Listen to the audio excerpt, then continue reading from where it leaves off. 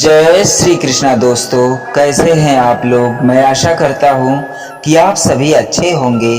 भगवान श्री हरि की कृपा आप लोगों पर सदा सदा बरसती रहे। दोस्तों, आइए हम आज की कथा को बिना विलंब किए शुरू करते हैं।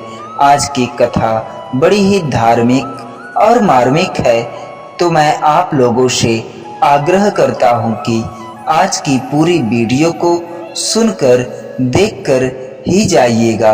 एक बार अभिमन्यु की पत्नी उत्तरा महल में झाड़ू लगा रही थी तो द्रौपदी उसके समीप गई।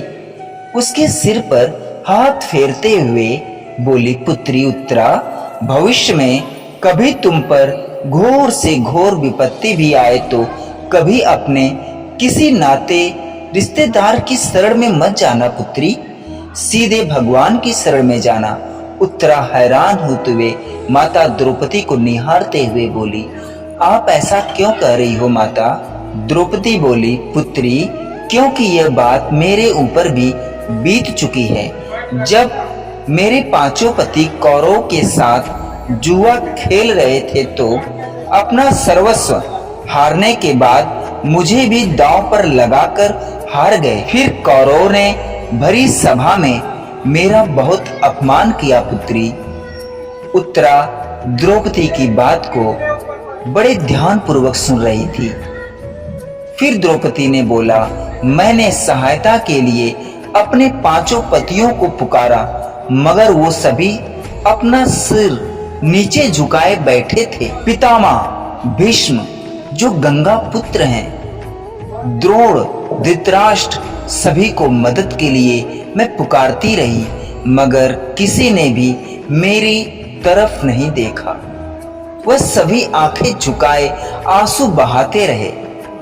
सबसे निराशा होकर मैंने तब भगवान श्री कृष्ण को पुकारा, हे भगवान श्री कृष्ण, आपके सिवाय अब मेरा कोई नहीं है।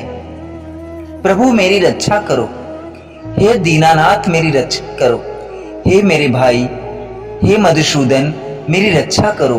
तब श्री कृष्ण बिना विलंब किए, तनिक भर भी, एक क्षण भी विलंब नहीं किए, वह तुरंत आए और मेरी रक्षा करने लगे। जब द्रौपदी पर ऐसी विपत्ति आ रही थी तो द्वारिका में श्री कृष्ण बहुत विचलित होते हैं, क्योंकि उनकी सबसे प्रिय भक्त पर संकट आन पड़ा था। रुक्मणी उनसे दुखी होने का कारण पूछती है तो वो बताते हैं, मेरी सबसे बड़ी भक्त अभी भरी सभा में नग्न किया जा रहा है उसे। रुक्मणी बोलती है, आप जाएं और उसकी मदद करें। श्री कृष्ण बोले, जब तक द्रौपदी मुझे पुकारेगी नहीं मैं कैसे जा सकता हूँ। एक बार वो मुझे पुकार ले तो मैं तुरंत उसके पास जाकर उसकी रक्षा करूंगा। तुम्हें याद होगा जब पांडवों ने राजयुज यज्ञ करवाया तो शिशुपाल का वध करने के लिए मैंने अपनी उंगली पर चक्र धारण किया था तो उससे मेरी उंगली कट गई थी। उस समय मेरी सभी पत्नियां वहीं पर थी।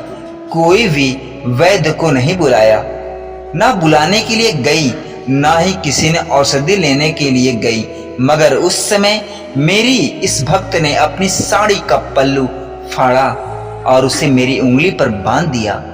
आज उसी का ऋण मुझे चुकाना है, लेकिन जब तक वो मुझे पुकारेगी नहीं मैं जा नहीं सकता। अतः द्रौपदी ने जैसे ही भगवान श्री कृष्ण को पुकारा, प्रभु तुरंत दौड़े चले आए।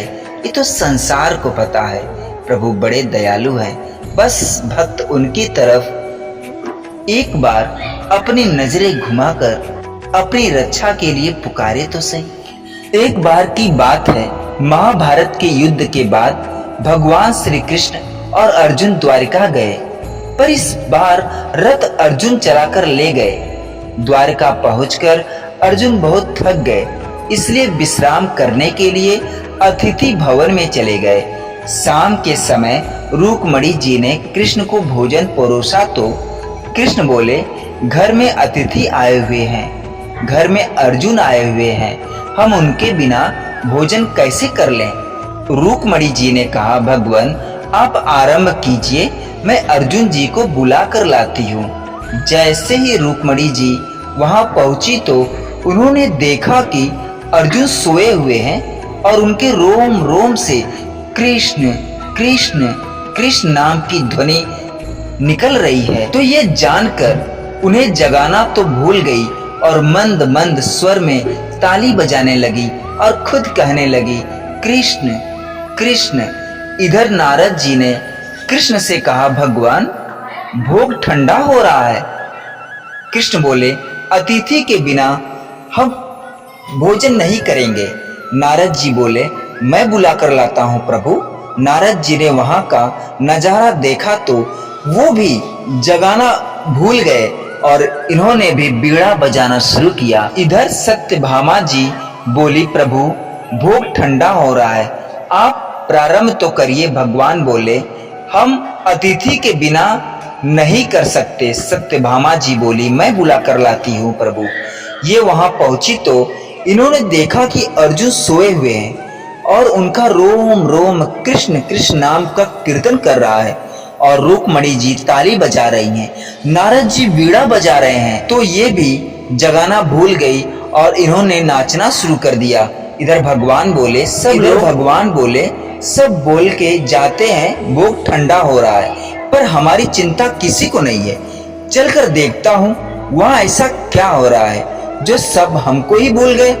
प्रभु ने वहां जाकर के देखा तो वहां तो स्वर लहरी चल रही थी। अर्जुन सोते सोते कृष्ण कृष्ण कह रहे थे, रुक्मणी जी ताली बजाते हुए कृष्ण कृष्ण कह रही थी, नारद जी बीड़ा बजाते हुए भगवान कृष्ण कृष्ण कह रहे थे और सत्यभामा जी नाच रही थी। ये देखकर भगवान के नेत्र सजल हो गए और प्रभु ने अर्जुन के चरण दबाना शुरू कर दिया।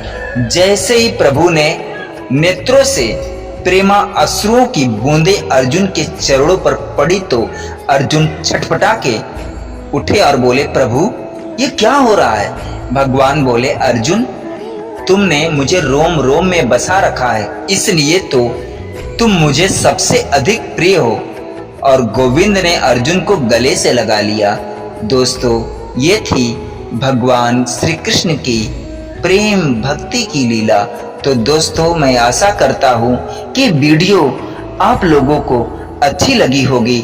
दोस्तों, अगर ये वीडियो अच्छी लगी हो तो भगवान श्री कृष्ण के लिए, अर्जुन के लिए, माता लक्ष्मी के लिए, रुक्मणी जी के लिए चैनल को लाइक शेयर सब्सक्राइब जरूर करिएगा। दोस्तों, पूरा वीडियो देखने और सुनने के लिए धन्यवाद दोस्तों।